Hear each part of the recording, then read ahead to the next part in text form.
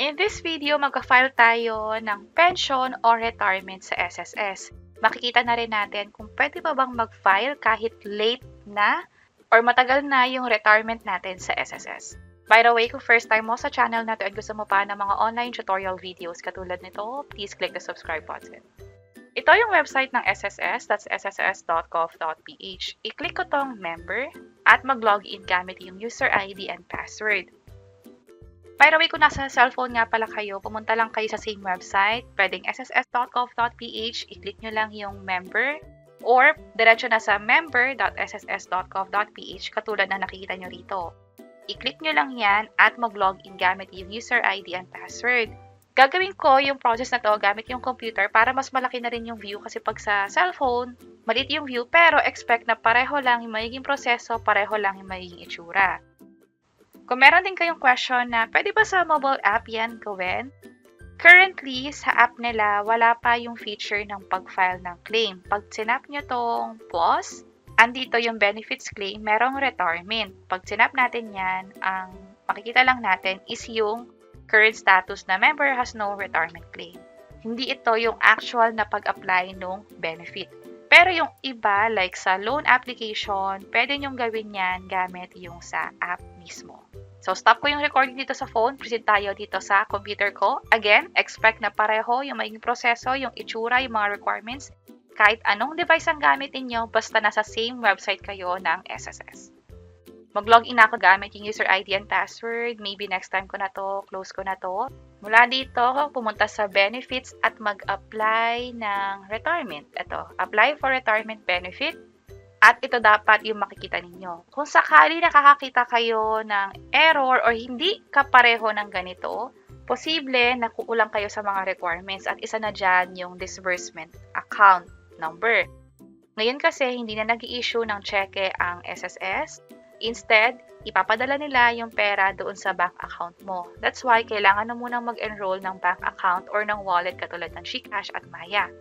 Ipakita ko very quick lang, services, disbursement modules, disbursement account enrollment module. Dito nyo gagawin yung pag-enroll ng bank account or ng wallet para sa benepisyo nyo dito sa SSS. Scroll down lang to, certify, proceed, at pwede nang mag-enroll ng bank account dito.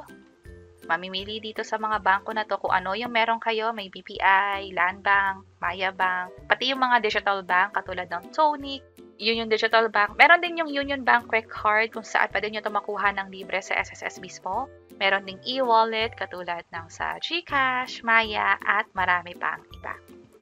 Balik tayo sa benefits, mag-apply na ako ng retirement benefit. Tama na lahat ng information ko. Kung mali kasi to, especially yung cellphone number at email address, kailangan i-update yung contact information. I-click nyo lang tong click here. And dito sa bandang baba, pwede nyong i-update yung dapat na i-update. Halimbawa, cellphone number, i-type nyo lang yun dito. Email address, i-type nyo lang din dito. At i-click itong next para makapag-proceed sa mga susunod na steps. Since sa akin updated na, cancel ko yan. Click ko yung okay. At balik na talaga tayo sa apply for retirement benefit. Kung okay na lahat, ito yung history ng employment. Also, ang requirement nga pala dito is dapat meron kang at least 120 contributions para sa normal na retirement. Yun yung maka-receive ka monthly or 18 months lump sum. Pero kung bitin sa 120 contributions, makukuha nyo lang yung lump sum nung kinontribute nyo pero after, wala na kayong makukuha monthly. Unlike sa nakakompleto ng 120 contribution, pwede ka na makakuha ng lump sum and after 18 months, pwede ka nang makakuha ng monthly plus 13th month na pension. Click ko tong proceed. Did you work as an underground surface mine worker? No. Click ko yung proceed. Dito kasi 55 years old pwede nang mag-retire pero kung hindi 60 years old and 120 contributions. Next is, do you have dependent, legitimated, or legally adopted children? Basically, kung may nakadepende pa sa'yo for this SSS member, no. Click ko yung proceed. Magka-avail ba ng 18 months advance pension? Ibig sabihin, yung unang 18 buwan, kukunin ko ba siya as lump sum o isang bagsakan? Tapos, on the 19th month or after nitong 18 months, makakakuha ulit ako ng buwanang pension na. Sa akin, yes, kukuha ako ng 18 months advance. Proceed tayo. May reminder dito na 18 months advance pension should be discounted. Ibig sabihin, hindi natin makukuha ng times 18 yung pension natin. May interest rate na ina-apply at mababawas siya doon sa makukuha nating 18 months na advance pension. Click ko tong okay lang sa akin. Please be informed na yung effectivity ng retirement is August 1. And ngayon kasi is March 2024 na. So, late nakapag-file ng SSS retirement. So, i-check natin kung ano bang mangyayari kapag ganito makukuha ba natin yung mga past pension na simula noong August 1. Kahit nag-file tayo, like after 7 months na kasi ngayon, makukuha ko ba yung parang na-miss ko na 7 months nga na pension. Meron ding reminder na kapag meron ka palang loan balances sa SSS, i-deduct yun sa retirement benefit mo. Proceed na tayo. Click ko to. Choose yung bank. Ito yung sa DAEM ko. Ito rin yung account number.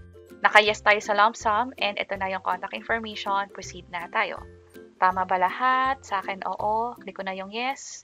Check ko to. Certify and submit na tayo. You have successfully submitted your retirement claim. Please take note of the transaction reference number. Pwede nating i-verify yung status sa inquiry, benefits, at claims info. So, ito yan. Inquiry, benefits, at claims info. That's up. So, pending pa siya, hintayin natin na magbago yung status nito hanggang sa ma-approve at makuha na nga yung pension doon sa DAEM o sa ATM card na in-enroll ko dito sa SSS. Stop ko muna yung recording and proceed tayo later on. At finally, nakuha na nga namin yung pera doon sa disbursement account na in-enroll namin sa SSS. Umabot ng more than 2 weeks bago namin nakuha yung pera. So, iba to sa naging experience namin dun sa ibang in-apply namin dati, kung saan naging mas mabilis yun.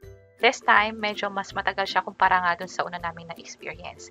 So, overall, magiging iba-iba rin yung experience natin. Depende siguro sa dami na nag-a-apply ng retirement benefit or ng claim nga sa SSS, or possible may iba ring issue like nag-offline yung system or may iba pang dahilan.